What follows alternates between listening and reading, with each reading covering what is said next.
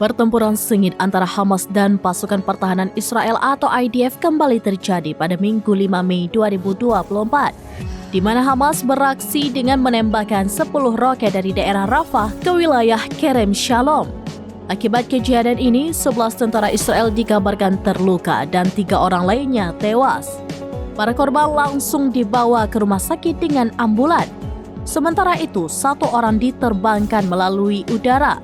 IDF mengaku kebingungan lantaran sistem pertahanan udara Iron Dome tidak mencegah serangan tersebut. Sirine juga terdengar di Kerem Shalom selama serangan itu dan salah satu roket menghantam sebuah rumah di masyarakat. IDF mengatakan pihaknya telah menutup penyeberangan Kerem Shalom untuk truk bantuan kemanusiaan setelah serangan itu.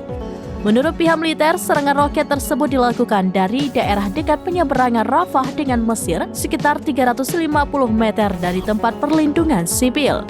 Di sisi lain, IDF juga melakukan serangan balasan ke Rafah sebagai tanggapannya, termasuk menyerang peluncur dan bangunan di dekatnya yang digunakan oleh Hamas. Menurut pejabat kesehatan di daerah kantong yang dikuasai Hamas, 1 serangan udara Israel menghantam sebuah rumah di Rafah dan menewaskan 7 orang.